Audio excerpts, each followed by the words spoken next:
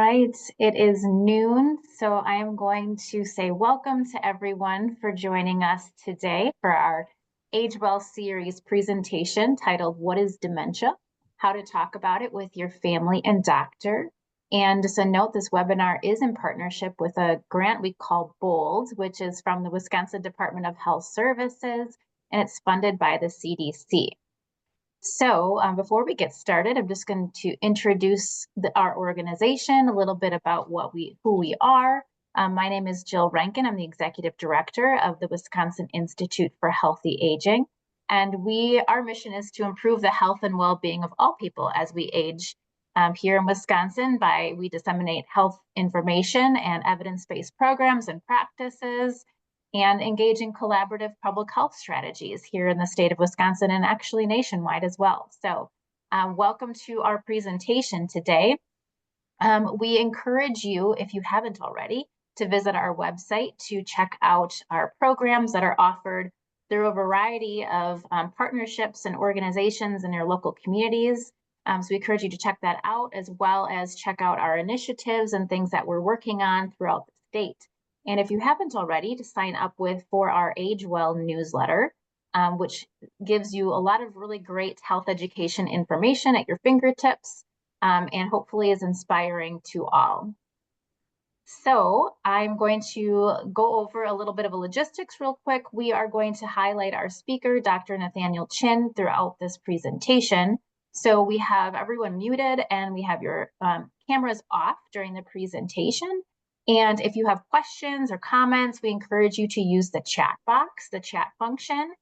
So we will have time for question and answers at the end, which I know we'll probably have a lot of with this great and intriguing topic. So I will introduce our speaker, Dr. Nathaniel Chin. And welcome today, Dr. Chin. He is an associate professor in the Department of Medicine and Division of Geriatrics and Gerontology at UW-Madison. Dr. Chin sees patients in the UW Health Memory Clinic, where he also serves as the Associate Program Director. His clinical focus is on the early identification of cognitive impairment, appropriate inclusion of novel biomarkers in the diagnostic process, and the development of a holistic approach to care post-diagnosis. He's a medical director of the Wisconsin Alzheimer's Disease Research Study, the Wisconsin Registry for Alzheimer's Prevention Study, and the Alzheimer's Disease Research Studies Consortium for Clarity in Research. His research himself focuses on understanding the perceptions and implications of biomarkers, as well as the impact of addressing modifiable risk factors. That's a lot you're going to learn about today. He's created over 170 podcasts on Alzheimer's disease research and caregiving topics. And if you want to check it out, that is called Dementia Matters. So welcome, Dr. Chin. I will hand it over to you. Thank you, and thank you for that introduction. This is a topic that I greatly enjoy speaking on, and I love answering questions. And so for those that are, as I'm presenting, if you have questions, please enter those into the chat, and I'm happy to address all of them at the end. I'm going to share my screen, and so give me a second here. Let's see.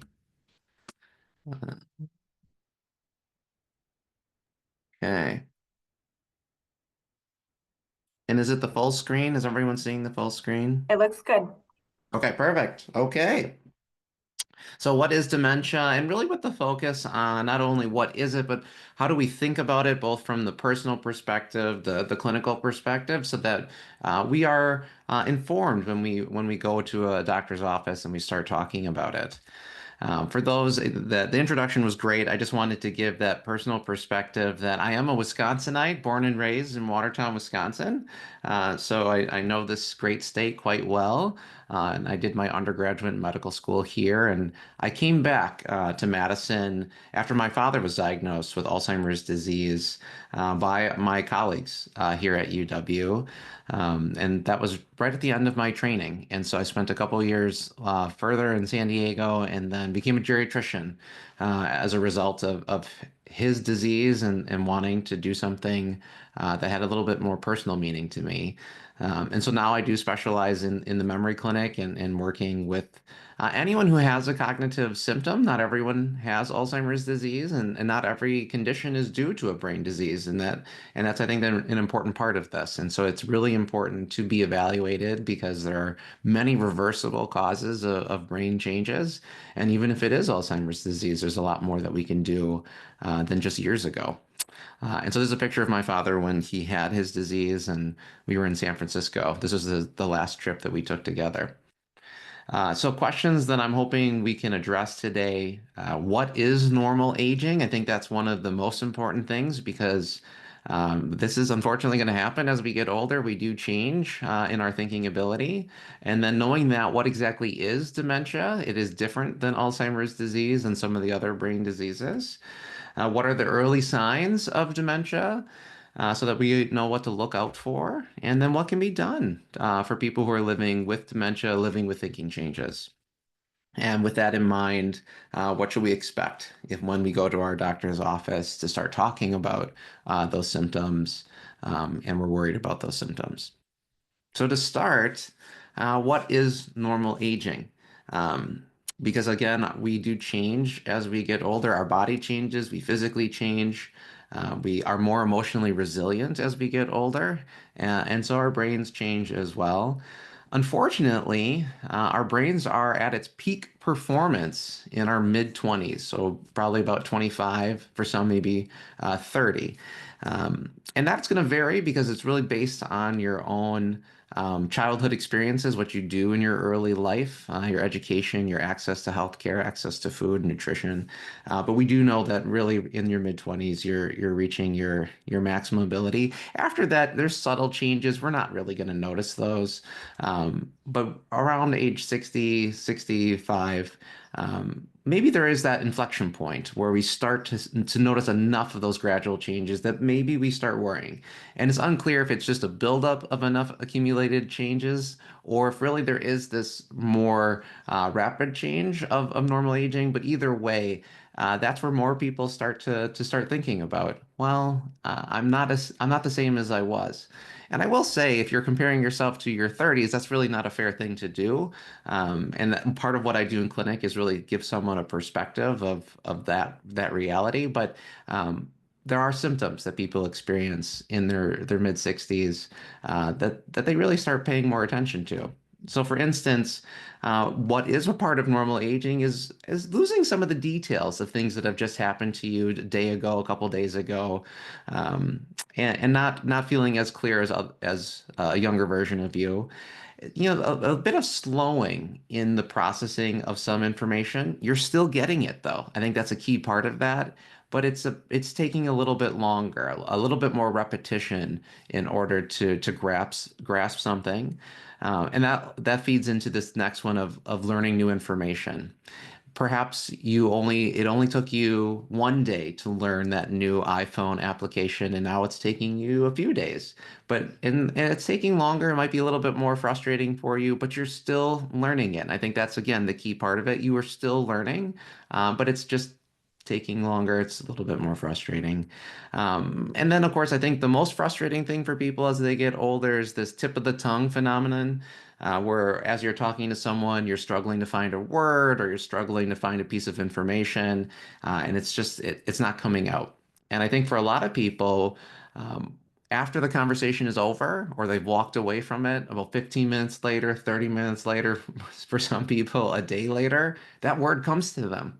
And that fact that it comes back to them, I think, is telling. When the brain is calm, when it's no longer as anxious, it's not feeling stressed by the searching for that word or that piece of information, it appears.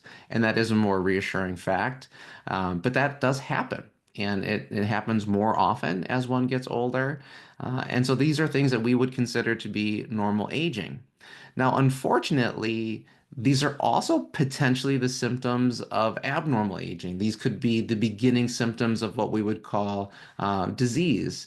And so it is important to be evaluated if they become more bothersome. And so some of the tips I give people when they're asking, well, how do I know the difference between normal and abnormal symptoms is, well, if they're subtle, they're not frequent, they're not interfering with your daily abilities, well, they're probably normal. But if they are starting to bother you, or they're being noticed by other people, or they're causing you great worry or distress, well, then it's worth coming in. I think the most frustrating thing for patients, for families, and for clinicians is there is no easy way of differentiating normal from abnormal without having a more thorough evaluation. But in general, if it's infrequent, and it's not distressing, it's most likely not going to be something that is pathological. That being said, again, if it's worth being tested for, if a person wants to be tested, we welcome that. There's never a problem with getting a baseline assessment, and we see that more and more in our memory program. So, what exactly is happening when a person is experiencing normal age-related change? Well, ultimately, we are losing more of our brain cells. And so we call that, if you can see my mouse here, we call that atrophy or brain shrinkage. And so there's a couple of ways we think of that. When you lose the actual brain cell, that's the neuron. But there's also just losing the connections among neurons. So if you think of a neuron communicating with other neurons, that is through what's called a synapse. And one neuron can communicate with hundreds of other neurons through multiple synapses. And just losing the synapse can actually lead to sort of shrinkage within the brain. And so this picture here shows what would be considered a large, robust, healthy brain. And then this picture shows also a healthy brain, but of someone older, let's say 40-year difference. And that's just simply from the loss of the synapses and the brain cells. And one of the reasons why that happens is that we do develop gradual narrowing of the blood vessels. And so here is a sort of a wide open blood vessel and artery that feeds the oxygen and the nutrients to tissues, including the brain. And then as we get older, we develop some cholesterol and some narrowing of that brain. And so with that decrease in blood flow, there's a decrease in oxygen, and that leads to eventual brain cells that are dying. Now we consider this to be a part of normal aging, but of course, the healthier our brain cells are, arguably the slower this process is, and therefore the slower those changes can be. So I do argue that what we define as normal aging could be changing as we are developing healthier and healthier strategies of living longer and living more healthily. So then when we think about abnormal aging or what would be considered a deviation from that, that would be a term we use as dementia. Dementia is not a disease, it is a description that we use to define a set of symptoms or experiences that a person has when they are not experiencing normal aging. And I break it down into three sort of different categories: cognition, function, and then mood. When it comes to cognition, it's thinking ability. So it is, yes, it's memory, but it's also your attention, your processing, your visual abilities, your ability to problem solve and reason.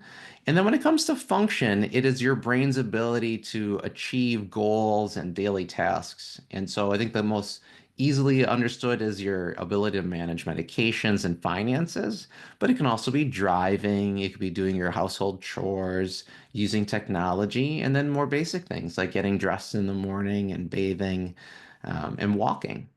And then the third one being how we perceive our place in the world, how we perceive our well-being. And so that would be things like our happiness or sadness or our motivation. And then unfortunately, frustration, apathy, even hallucinations. And so that is the experience that someone can have when there's that deviation, or I would say an imbalance in the chemicals in our brain. And so thinking about dementia as not a normal part of aging is really critical because that allows for a person to recognize that there could be something done to help a person experiencing that. And so one of the first things we need to do is recognize that it alone is not a disease, it is a consequence of a disease, which means we need to search for that disease and ideally help treat it and help treat the symptoms of it. And so there are five, or I would say six main brain diseases that can cause dementia. Most people think of dementia as Alzheimer's, but that is merely the most common cause. And Alzheimer's disease now, we're trying to reframe it as a biological process. And so instead of saying that Alzheimer's and dementia are the same, Alzheimer's really is, as we're seeing it now, two proteins that are building up in the brain. It starts with this first protein called amyloid, and that actually builds up about 20 years before a person starts developing symptoms.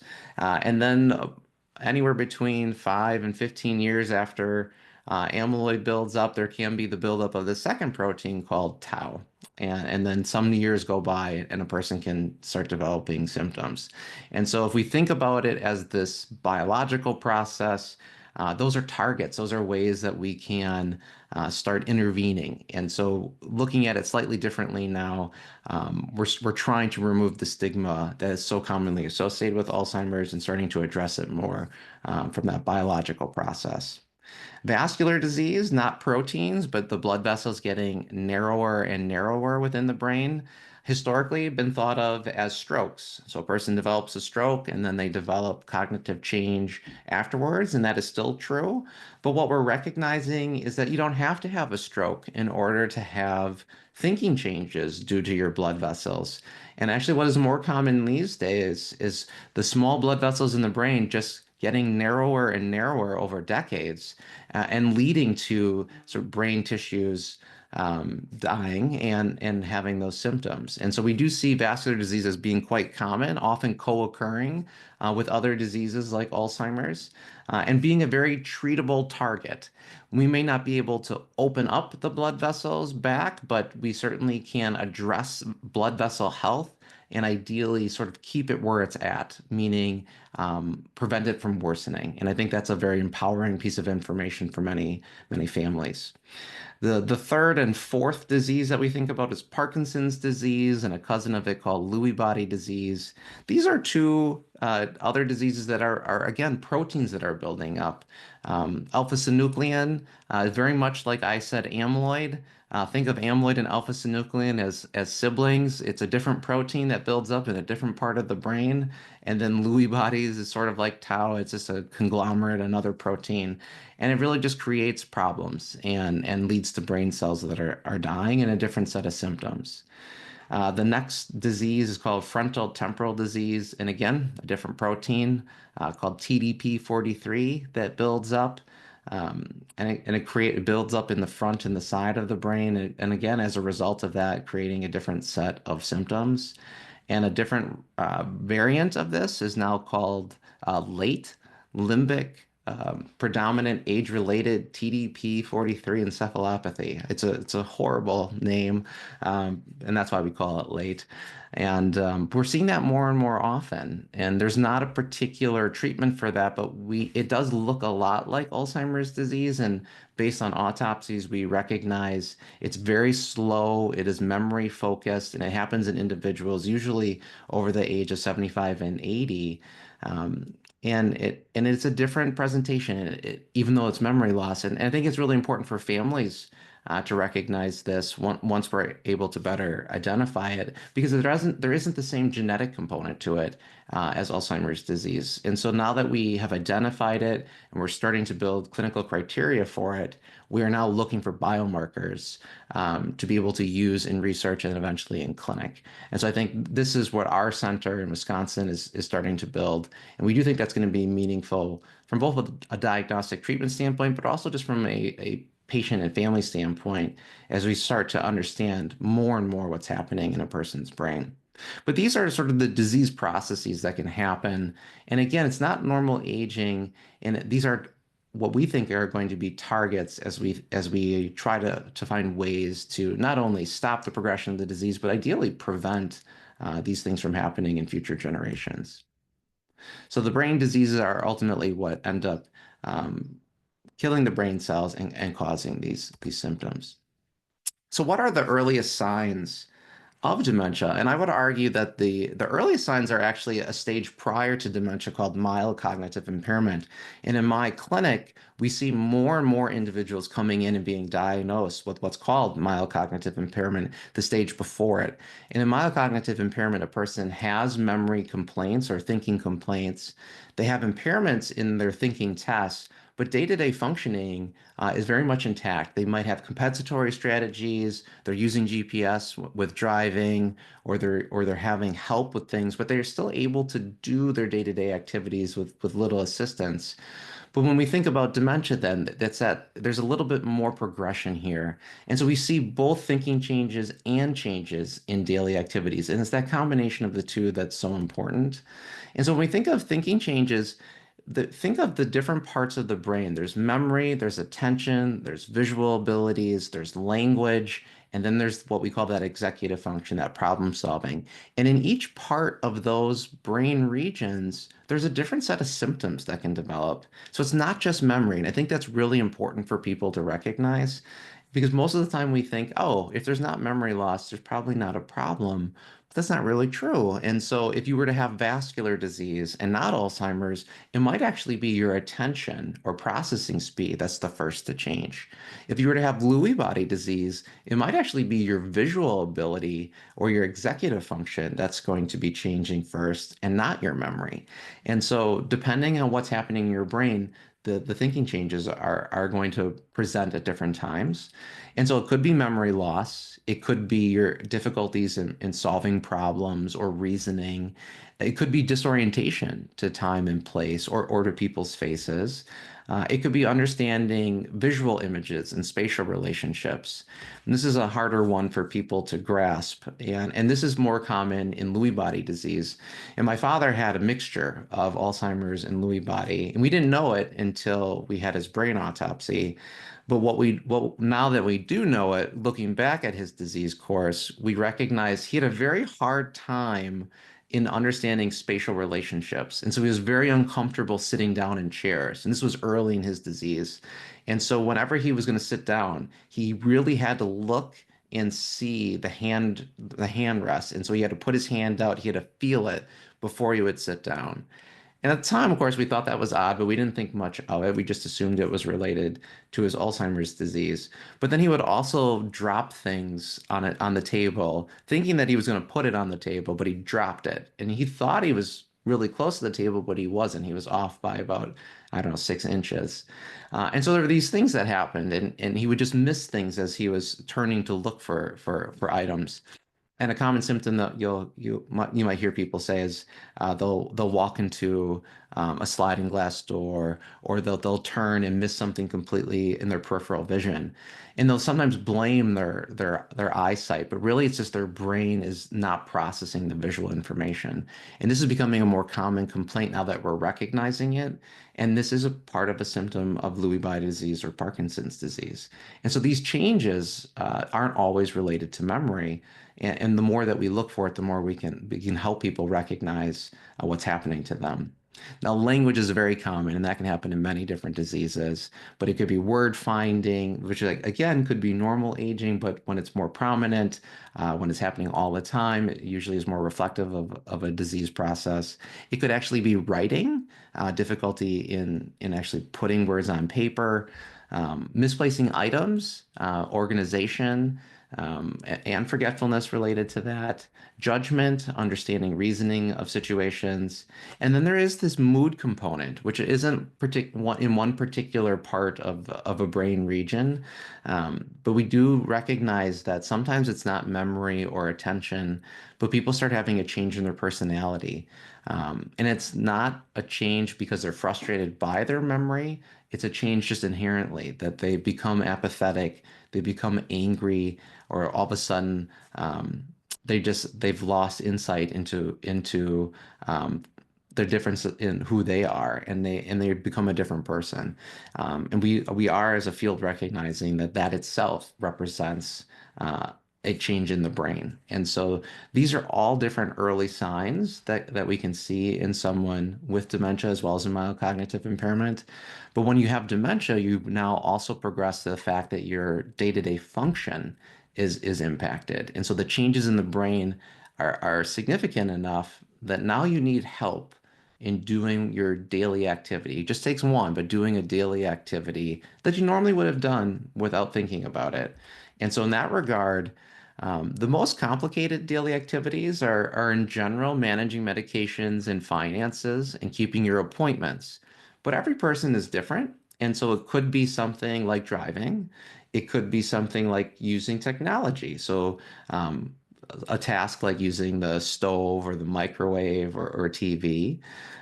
It could be a chore in the house that is complicated or even a hobby. And so it just depends on the individual. And that's why it's really important to look holistically at who is this person and what is it they usually do. Because we do have to recognize them as a unique human being and compare what we're looking at to their baseline. And I think that's really important. If they were never good at cooking, well, then that's their baseline. And so we shouldn't hold them to some other standard. We want to hold them to their standard. And that's a really important part because sometimes family members will come in and say, well, they're not very good at this. And we will ask them, well, were they ever really good at this? And if the answer was no, well, then okay, then that nothing is different. And that's okay because that's who they've been. But if it's a decline, if it represents a change from who they've been, well, then that's something we need to explore. And the reason I say that part, the exploration, is because not everything is due to cognition. If it's due to a person's mood or a physical limitation or a medication side effect, well, then that's actually not related to a brain disease per se. And so we can ideally reverse that with proper treatment. Whereas if it's due to dementia, then it is that brain disease and there isn't a specific reversible cause. Other things that we can look for, especially if they're younger, are they withdrawing from their work? Is it impacting their work or their social hobbies? The medications I've mentioned, the finances, these are really complicated, and I think many people take them for granted. But as you get older, you're on more medications. The average number in an older adult is 11, and that's a lot to manage, especially if it's twice a day, 3 times a day. Finances, we ask about doing taxes and if they're starting to need help with doing those. Um, and then appointments, especially as you have more and more doctor's visits. Um, the part about mood changes um, can be very tricky because the picture I'm showing you here is one in particular where we ask the question of, are you having any visual hallucinations? And we ask that in a respectful way, but it is important for us to know if someone is seeing things that other family members aren't seeing. And the reason for that is that in conditions like Lewy body disease, Parkinson's disease, there tends to be early in the disease course hallucinations. You can have it in Alzheimer's disease as well, but usually later in the disease course. But in earlier in Lewy body disease, we see this. But the problem is that there's also another thing called misidentification, where depending on the room, depending on the lighting, people can just misidentify what they're seeing. And in this picture here, what you're looking at is something that a person waking up in the middle of the night could say, well, I see a person in my room. And the child could come in, or a spouse could come in and say, well, no, there was not a person in the room. They've just had a visual hallucination. But what you're seeing in this picture is actually just a coat rack in this person's room with a coat hanging over it. And so we have to dig deeper when we hear these things. And it's really important for us to recognize that it's not just a simple question of, are you seeing things that others aren't seeing, yes or no? That we really have to go further because we do not want to characterize someone as having a hallucination if they're not. Um, and so those are ones we're very careful about, as well as whether or not they're having depression versus apathy. So you can see here, one of our first ones, apathy, is different than depression. Apathy is the lack of motivation. And when the person does engage in the activity, they end up enjoying it. Whereas in depression, you are not enjoying the activity when you're doing it. In apathy, even though you've enjoyed it, if we try to do it again the next day, you still don't want to do it. And that's a part of the syndrome. And in apathy, we tend to see that more often in vascular disease. So we're asking these questions because we're not only wanting to identify and help, but we're also trying to get at what could be going on in the brain since we don't always have the ability to just identify it with a simple test. We do tend to see more apathy and sadness and irritability and anxiety early in the disease course. We're also looking to see if those symptoms are there because it helps us figure out where in the state of change a person might be. Later changes are the ones I mentioned about hallucinations. We tend to see more paranoia, agitation, changes in personality later on as well. It doesn't mean that everyone's going to have it though. And in fact, we can see people who earlier in life might be more angry and frustrated who've become calmer and actually happier. And so it's not everything goes from good to bad. And so it's just depending on the individual. And we just prepare people for those potential changes.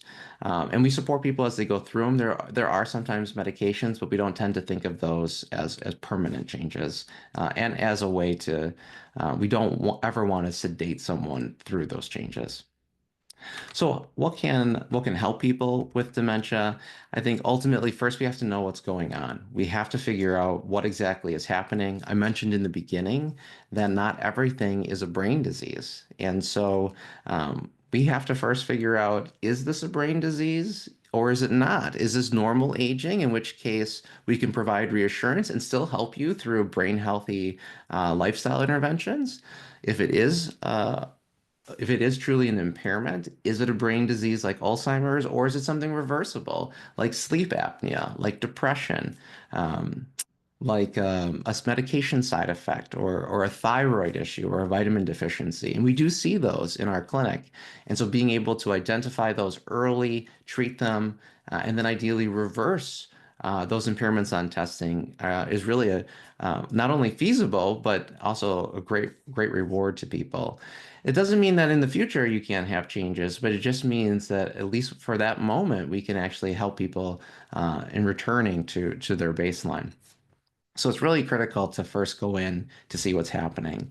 But regardless, even if it is a brain disease, it starts this process of creating an environment of support and creating your community. Because ultimately you're going to need help in really staying independent and staying active and staying functional. Because in the end, the quality of life is going to remain the focus, and having support in doing that is going to be essential. And so figuring out the diagnosis and then figuring out a plan of how to stay focused in being independent.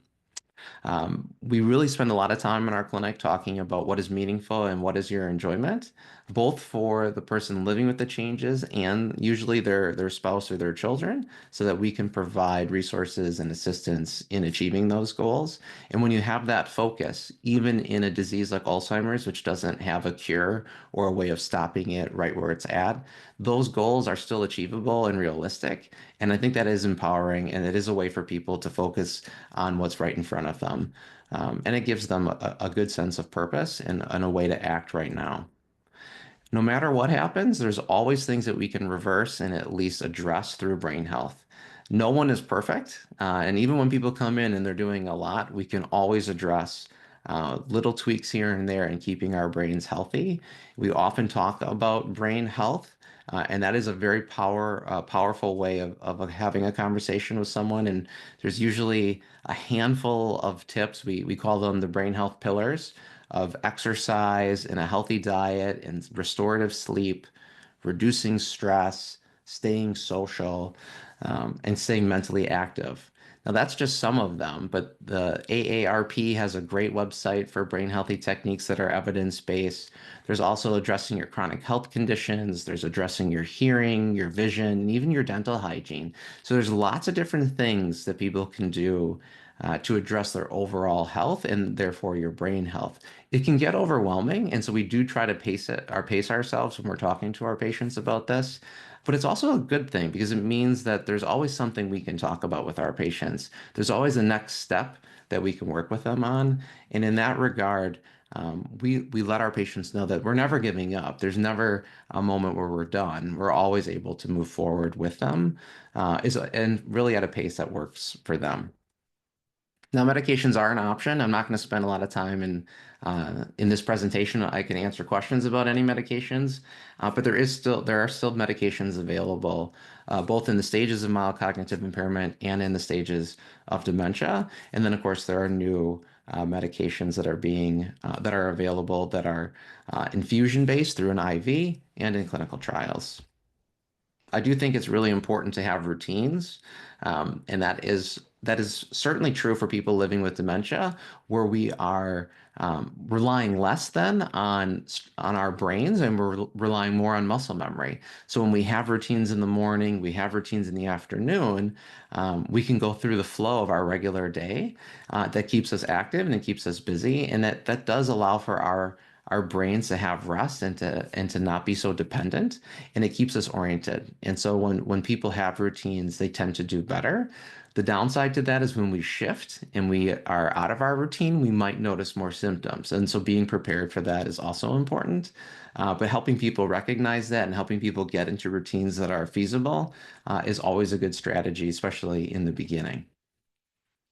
So some of the benefits of an early diagnosis for patients and their families, I think it helps explain the symptoms. It helps explain what they might be seeing. It might provide answers to patients and families when they're worried and they're concerned. It certainly can help as they approach their loved one in a different way. It allows for them to give their loved one some more grace and themselves more grace. It can be frustrating when you have to repeat yourself multiple times. And it allows for you to recognize that that's okay. And it's okay to feel that way because your loved one isn't trying to upset you. And that's a part of the disease. And I think once you have that answer, it allows for you to recognize that. It allows for earlier interventions, as I just mentioned, whether it's resources or services, certainly referrals to the community, and then medications if that's a route that a person takes. It really does allow for you to focus on the quality of life and what is meaningful to you. And we all define that differently. And so to know what that is, I think is really important. And so this diagnosis often does lead to really important conversations about what we think is meaningful. And to have those written out, I think is really helpful because then you go back to that and you can always refer to that, and it helps guide the type of care you want going forward. So then doing it earlier, getting a diagnosis earlier allows for patients to be involved in their care, allows for them to discuss their care options. It allows for them to make their own legal and financial decisions to get those documents in order, and then allows for them to prepare for those future changes. This is the anticipatory care that we in geriatrics talk so much about.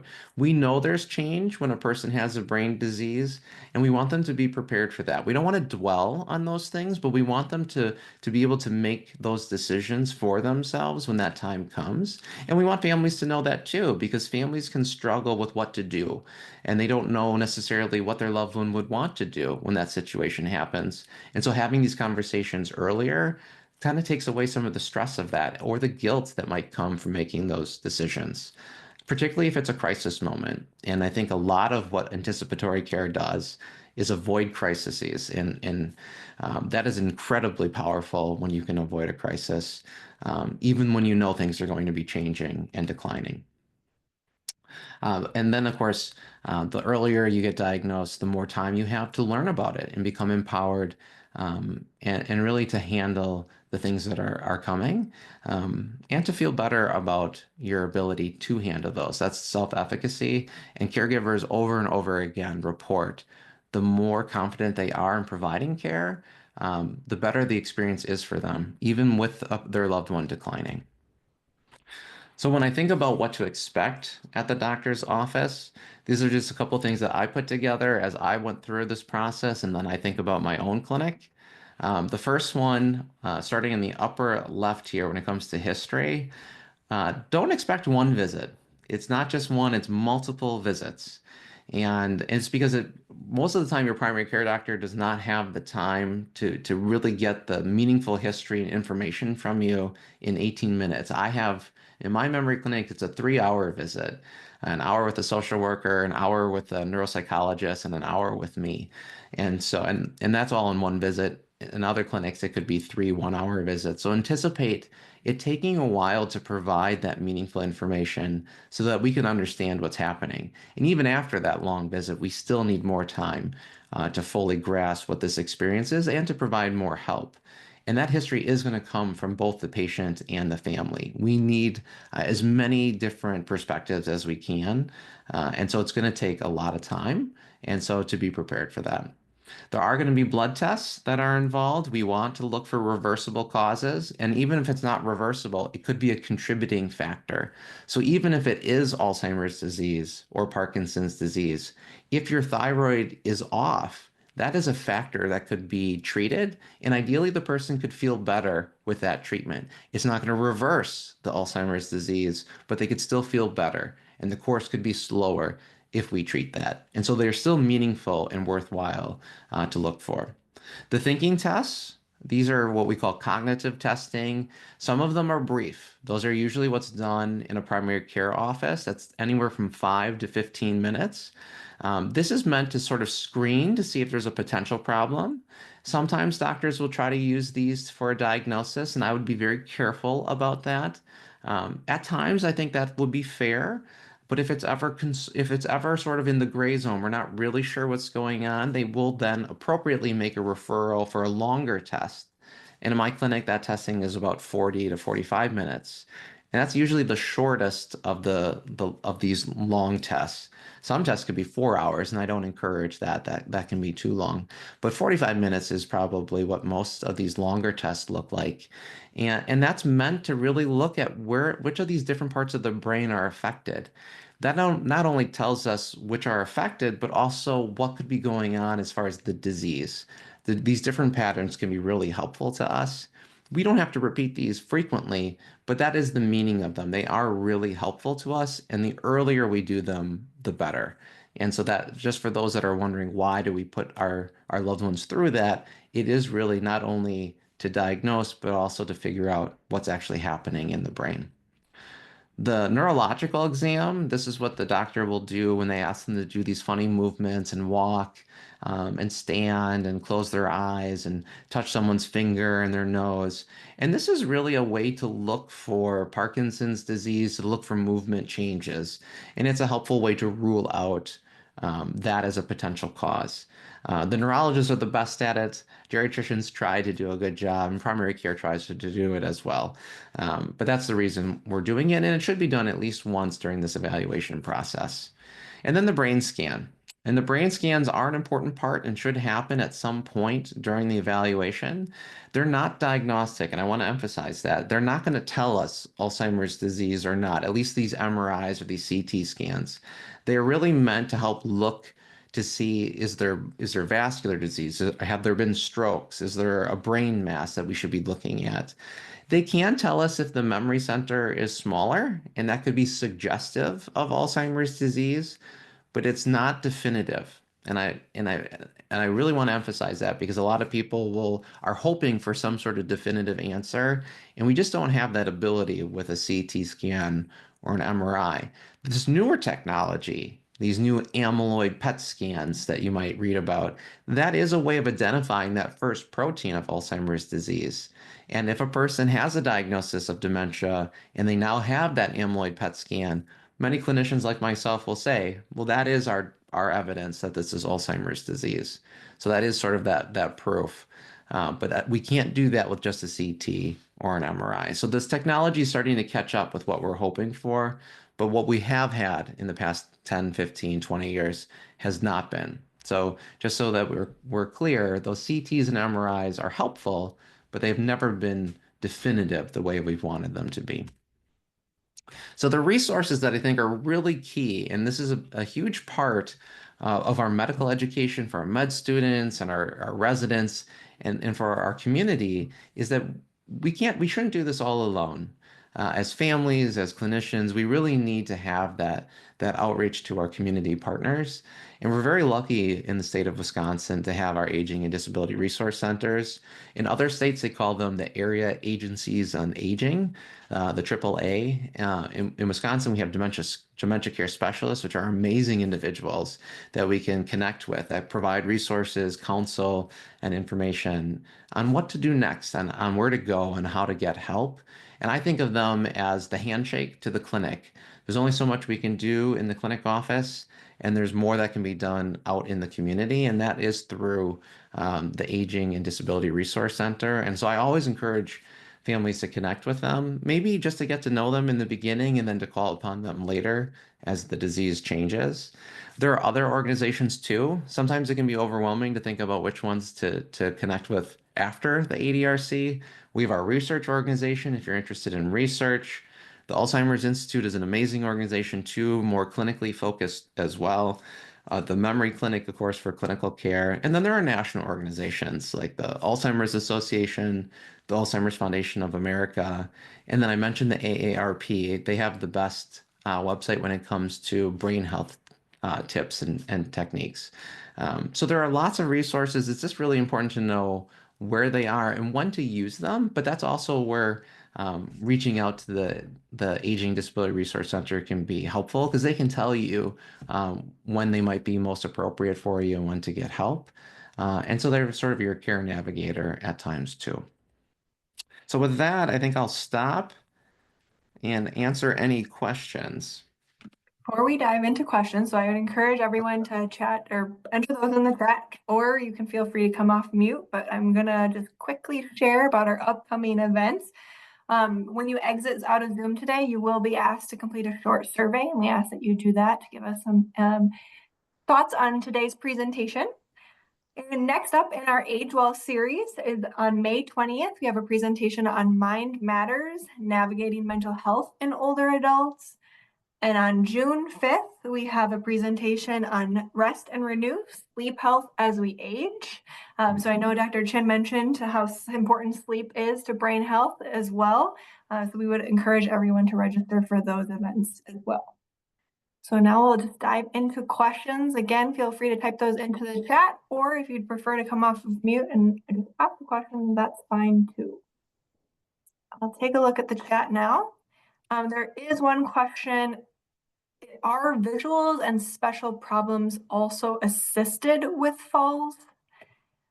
Um, and maybe that's associated with falls. And yes. And so when you have the visual impairments, that makes it harder to see things either below you as you're walking.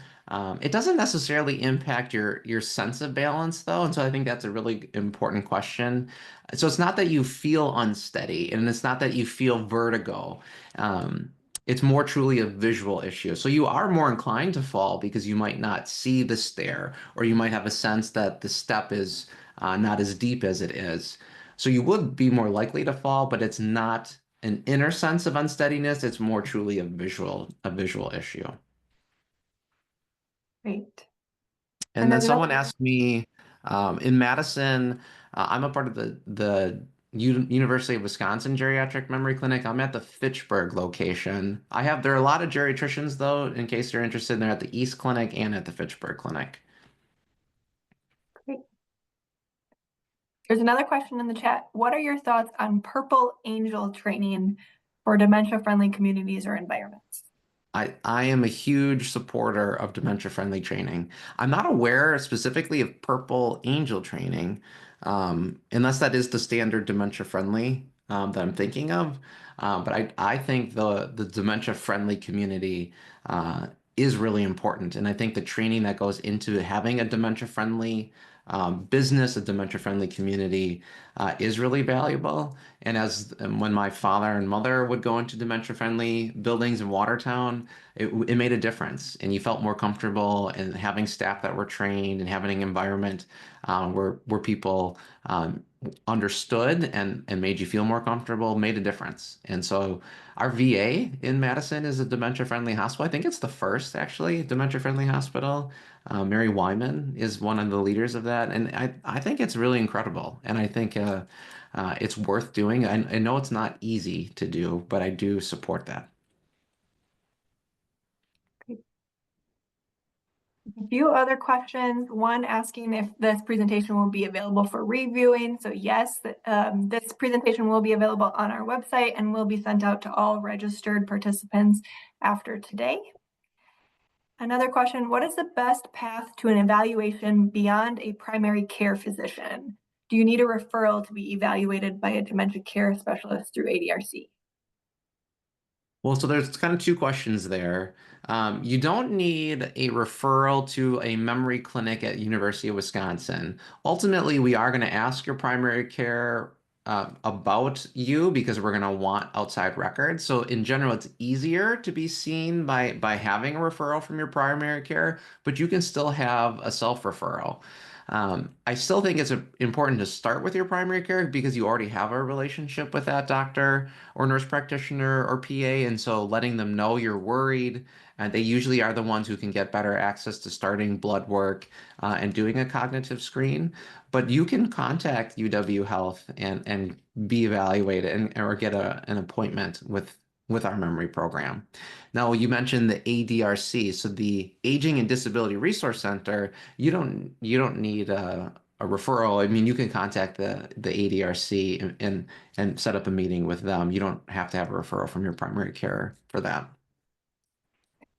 There's another question on whether the federal funding, the things going on with the federal funding may impact your work and research. Yeah, I mean, it's a great question. As of now, we have not been impacted by the NIH and the federal funding cuts. There's two situations. So there's just the outright cuts to research grants, and we have not had that. Fortunately, at Wisconsin, University of Wisconsin, we have not had those cuts as of now. There's also the bigger issue of the indirects that people have been reading about, where they're changing the percent of how much they're willing to fund. And those indirects are really important because that's what pays for the buildings, electricity, the water, the staff, so that we can actually operate research. And that is still to be determined what that looks like going forward. And so we're anticipating that's going to impact research for everyone in the state of Wisconsin, across the country, really. As of now, that hasn't impacted us. But we do think going forward, starting in next year, that will impact new research grants, probably current research grants. But none of our research has stopped. We are continuing to do the same research we have been doing. And in fact, we have gotten new research grants and renewals of our research. University of Wisconsin has said that aging and Alzheimer's and cancer continue to be the focus of our state. And we've felt that support, so we still feel really good about the work that we're doing. And we know that it's been a priority. It's a priority of our country. We know that if we don't address Alzheimer's disease and related dementias, our healthcare system will collapse. And so we know that we have to identify, stop, and prevent all of these diseases. Right. And do you have any tips for having a potentially hard conversation with someone who may not realize they are showing signs of dementia? That's such a good question. Um, and it depends on the personality of the individual. I will say this meeting, I call it the family meeting or the first meeting. Um, there's two parts to this. One is you want to give examples of when you were worried about the symptoms they are showing. You don't want it to be proof, though. You don't want to shove it in their face and say, well, on Monday you did this, on Tuesday you did this, because then it's threatening. And then they're going to get defensive. But you do want they're gonna deny it because most people deny this moment of there's something wrong with me. And so you do want them to have some examples, recent examples of things where you were worried. And then the second thing is you were worried. And this has just been my experience where if you turn it about you and not about them, but about you, I'm worried about you. I'm worried that something is happening. I'm worried that this is happening. Would you help me by going in for an evaluation? Would you make me feel better by doing this? I'm worried it could be something else. I'm hoping it could be your sleep. I'm hoping it could be your medications. Would you do this for me? Then usually people are more willing to help you because then they recognize that you're doing it out of the concern, and it's a slightly different reason for going in, and it doesn't always work, but in general, by sharing in that experience that you're worried, people tend to respond better than there's something wrong with you. It's sort of that idea of the I statements instead of the you statements. And so that's one approach, but definitely not shoving examples in their face, but still being able to give examples is another. Sometimes having other people there to support is important, but you want to have the right people because you don't want it to be overwhelming and you don't want it to feel like you're ganging up on the person. So you really want to keep it to the right number and have it all be about support and about wanting the best for that person. So you have to really set up the room right. Um, yeah, I hope that answered. It's a really good question, and again, it has to be unique to the individual. But those are my initial tips for people. Okay. Another question, does UW Health have geriatricians outside of Madison? Oh, oof, no, no. There are other. Oof. I mean, we are our geriatric group. So UW Health is primarily based in Madison. You know, there's Swedish American down closer in Illinois, but our group is based in Madison, and we don't have satellite clinics where we have offices. We do have a geriatrician for memory care that goes out to Sauk City, but we are all of our other clinics are in Fitchburg or the east side of Madison. And do you have any advice for caregivers? So for caregivers who already are providing care for someone living with dementia, or if there's more specific, I mean, I guess my first piece of advice for caregivers are to make sure they have a community and to be reaching out for help because a caregiver should never go it alone. They should always make sure they have others with them.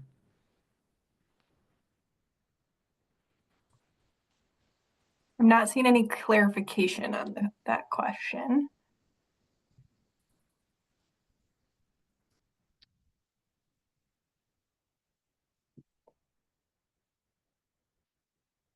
Maybe we come back to that one. All right, yeah, that sounds good. Another question, is it common that a person experiencing dementia doesn't want to hear those words, like dementia or Alzheimer's? Absolutely, absolutely, and I think it's perfectly reasonable to not use those words afterwards. And so what I mean by that is in my clinic, I will at least use it once. I feel ethically responsible to say you have dementia, and I feel like it's due to Alzheimer's, or I believe it's due to Alzheimer's based on A, B, and C, and I never have to use it again. And I can go forward saying your memory changes or the thinking changes or even the reason you see me here in clinic. I'm perfectly fine and wanting them to be the most comfortable possible. And as family, you never have to use that afterwards. Eventually, they will forget that part of the disease is that they lose insight into the changes that are happening to them. And so I don't think you don't need to force that into them. They will eventually forget that they're having this condition. And frankly, I always felt like it was the silver lining for them that they will forget that this disease is happening to them. And so instead, you use euphemisms and you just kind of talk around it. Um, and you this is sort of the idea, and this for the person who asked about being a caregiver, you live in their world. And I think that's really important. They don't live in our world. We don't pull them back into what we do. We don't force them to try to reconcile with what we're doing. We don't correct them. We don't force them to answer our questions. We go with them. And so the more that we are willing to do that, the more comfortable they are, the harder it is for us. We have to adjust to that. But the easier it is for them. And frankly, the more we get used to that, the more we can explore what their life is and the things that they're seeing. An example I'll use is that and Dr. Or not Dr. Governor Schreiber talks about this in his book about therapeutic fibbing, and a corollary to that is they might say, "Oh, I see so and so over there," and it's a hallucination. And instead of saying, "Well, you're not, there's no one over there, mom," There's no one there. That's a hallucination. You instead say, oh, well, who is that? What do they look like? What do you think they're doing? And you explore that with them because correcting them is only going to make them upset and agitated. And when you explore it with them, you're recognizing that it's their world and we're going into their world with them. And frankly, you might learn some really interesting things about their childhood or their past because their brain is firing in a different way. And it's hard, it might be hard for you to go into that world, but it makes it easier for them. And so ultimately, that's what we have to do as families and caregivers. Um, and the same thing with when it comes to the language. So we just have to go with what we have to let them lead. Great. Our final question for the day. If someone is interested in scheduling a baseline assessment with you, what would be the process for that? So you would Google UW Health Fitchburg Clinic and you would call our scheduler and ask for a baseline memory assessment. We have a clinic called a triage clinic where you meet with one of my colleagues first for an hour, and it's a shorter visit where you do some brief cognitive testing and you meet with a social worker. And after that visit, you would come to see me for a full visit, and that's your baseline. And we're happy to have you do, but you'd have to do both the triage visit and my visit. And we're happy to see you. I will let you know that I book out pretty far. I'm only in clinic a day a week, and so you'd wait a while. So I book out probably about 6 to 9 months. But I have great colleagues for those that are interested, and they only book out about 3 or 4 months. Wonderful. Well, thank you again, Dr. Chen, for joining us today and giving such a wonderful presentation. Yeah, you are welcome. Thank you for all the wonderful questions. Thank you, everyone. This concludes our presentation today. Have a great day.